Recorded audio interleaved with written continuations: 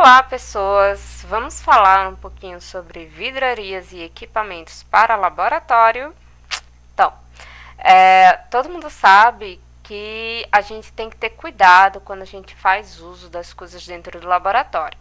E para a gente poder usar as coisas dentro do laboratório, vidraria, equipamento, etc., a gente precisa conhecer quais são os vidros, quais materiais, quais equipamentos estão disponíveis para usar dentro do laboratório. Porque a gente vai ver já adiante. Né? Sou a professora Lilian, para quem não lembra de mim, e estou com vocês na disciplina Técnicas Básicas de Laboratório, para quem não lembra o nome da disciplina, ou vulgarmente conhecido como TBLA.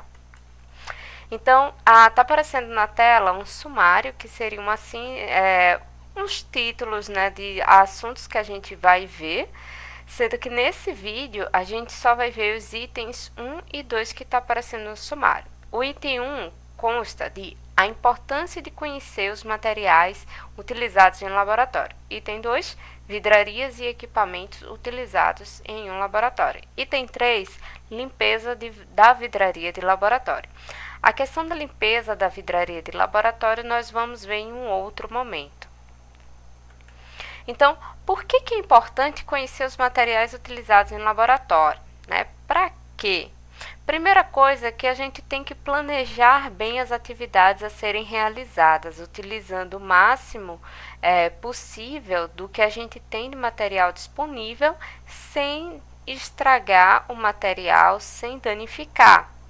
Segundo, é que serve também para padronização das técnicas utilizadas. Então, se existe algum procedimento que é padrão, aquele procedimento padrão é executado com determinado material. Quando eu conheço o material dentro de um laboratório, todo o seu equipamento, eu consigo executar determinado procedimento, determinada análise, determinado experimento, seguindo o padrão que é comumente utilizado para aquele tipo de análise. Para isso, eu tenho que saber o que está disponível para mim, para eu trabalhar dentro do laboratório. E terceiro, que essa padronização das técnicas utilizadas, elas colaboram e concordam com uma melhor interpretação dos resultados obtidos. Como assim? Se eu uso um procedimento X para obter um resultado de um determinado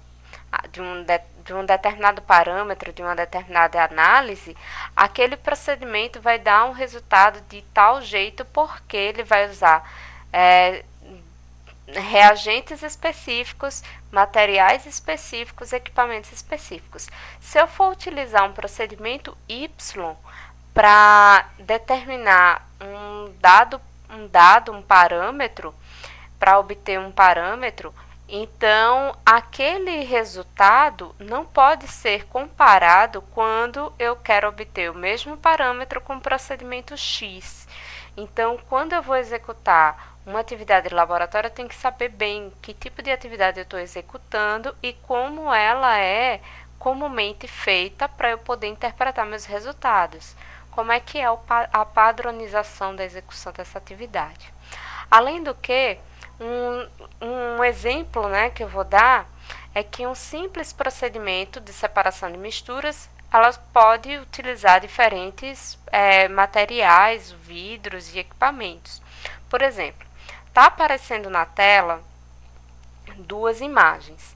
As duas imagens, elas têm o mesmo objetivo, que é fazer filtração. A diferença é que a imagem que está no lado esquerdo, ela fala de uma filtração simples, que consta de ter um becker, que é uma vidraria, é um vidro de laboratório que parece um copo, e um funil simples.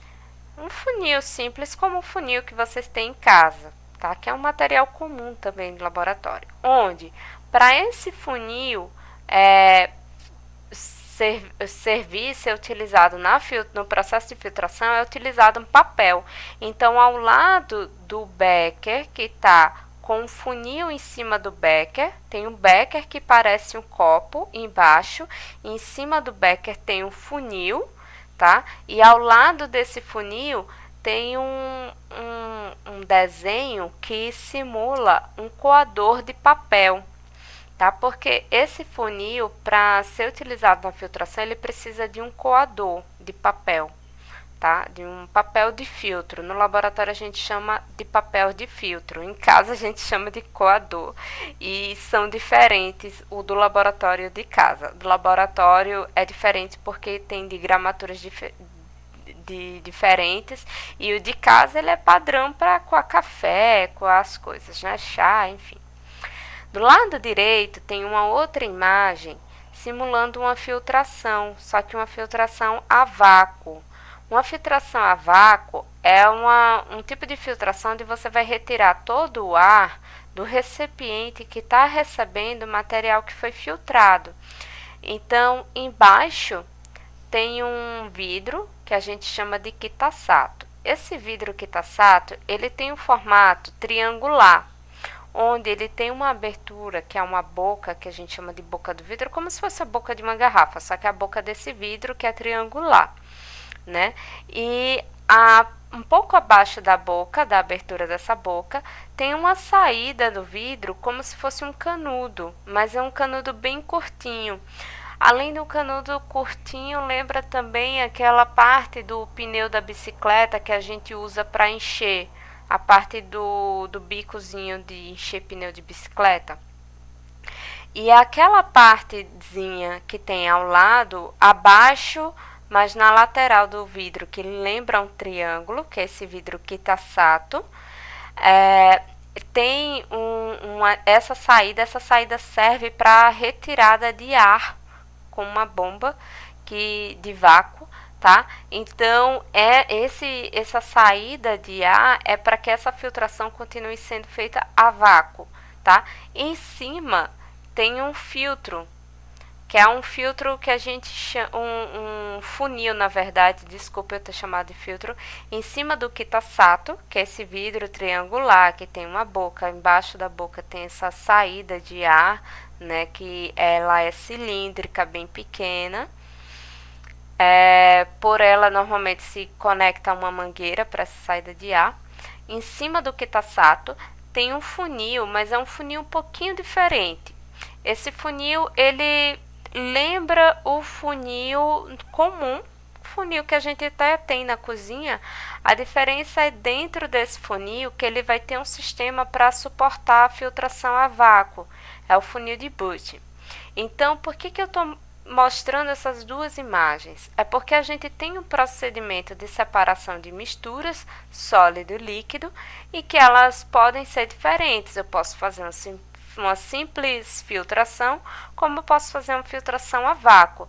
E a depender da necessidade, por exemplo, existem técnicas de laboratório para separar microalga da amostra de água ou separar clorofila, que para isso é feita uma filtração a vácuo, tá? Então, para fazer uma filtração a vácuo, eu tenho que saber exatamente que tipo de filtro eu vou usar, que tipo de vidro eu vou usar.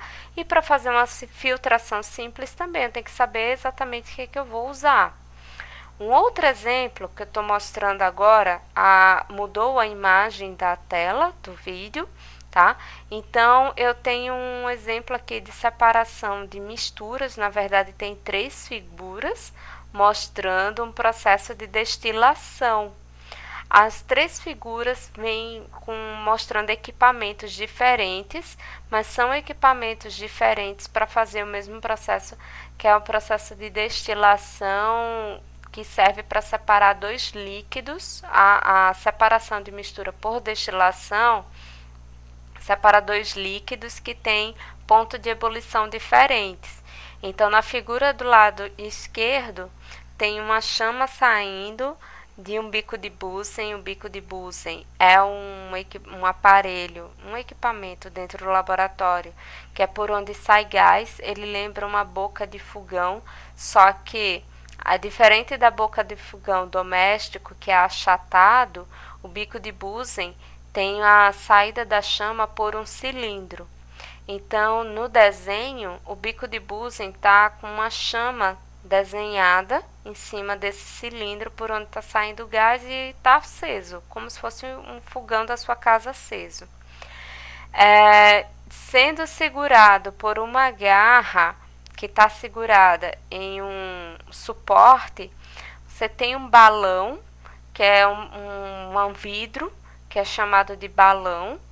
Esse balão, ele está com uma mistura de líquidos e dentro do líquido está aparecendo bolinhas para dar a entender que esse líquido está fervendo. Conectado a esse balão, o balão ele tem uma boca cilíndrica em cima, tá? Por onde sai o vapor do que é aquecido, e conectado a esse balão tem um vidro chamado condensador. Esse vidro chamado condensador, ele tem como se fosse um vidro dentro do outro. Um vidro mais externo e um vidro mais interno. O vidro mais interno é por onde vai passar o vapor que saiu da evaporação do aquecimento do líquido, da mistura. O vidro mais interno é para passar o vapor, né, que sai do aquecimento do líquido da mistura. O vidro mais externo, ele serve para manter uma água que vai estar passando por corrente, tá? Essa água que vai passar vai entrar em como é que eu posso dizer? Ele tem uma entradazinha, um cilíndrico por onde coloca uma mangueirinha, por onde vai entrar a água, e mais na parte posterior, mais à frente desse vidro, que esse vidro ele tem boa parte cilíndrica. Mais à frente desse vidro tem uma outra saída por onde vai passar a água que passa por dentro desse vidro. Esse vidro é chamado condensador. Ele serve para condensar o vapor proveniente do aquecimento dessa mistura, tá? E aí, essa água que vai entrar na parte mais externa do vidro, lembrando que eu falei que era um vidro dentro de outro, essa água que vai passar na parte mais externa do vidro, ela serve para resfriar esse vapor, tá? E aí, o condensador ele é ligado a outro balão, um balão arredondado, que está apoiado em uma espécie de tripé, um tripé apropriado para esse balão, que é para esse balão, se deixar ele solto na bancada, ele bola e cai, porque ele tem um fundo dele todo arredondado, mas ele tem uma boca em cima um pouco cilíndrica, um cilindro curto. E essa boca desse segundo balão, ela recebe o vapor que já passou pelo processo de condensação, ou seja, se o vapor passou pelo processo de condensação, ele está líquido. Mas ao meio tem uma outra imagem mostrando quase a mesma coisa. A diferença é que o líquido está sendo aquecido com uma chapa de aquecimento, não está sendo aquecido com uma chama. E isso acontece quando você está aquecendo um líquido que, como é que eu posso dizer, é inflamável, não posso usar chama para aquecer líquido inflamável. Esse balão está ligado a um condensador, tá? E que está ligado a outro balão, certo? Só que além do balão estar ligado a um condensador, o que acontece nos dois casos é que tem um termômetro afixado próximo, tem uma saída do condensador que fica voltada para cima, que é para fixar um termômetro. Esse termômetro ele faz parte do procedimento de separação de mistura líquido-líquido. Então, tem um termômetro afixado ali. E tem uma figura mais para o lado direito, que tem também um balão apoiado como é que eu posso dizer? Numa chapa de aquecimento que lembra uma chapa de fazer hambúrguer, tá? Tá apoiado, só que ele tá apoiado quase que deitado. E o condensador, ele tá meio que na vertical, diferente dos condensadores das outras imagens, que o condensador tá um tanto na horizontal, esse condensador tá na vertical. Então, para separar misturas Mesmo que você está separando mistura líquido-líquido, se você usa procedimento diferente, você vai ter um resultado diferente. Dependendo do tipo de mistura que você estiver separando, você pode usar um outro procedimento. Esse vídeo vai ficar por aqui para não ficar muito longo. Próximo vídeo a gente vai falar das vidrarias, dos materiais, dos equipamentos do laboratório com as descrições, tudo bonitinho, tá? Até o próximo!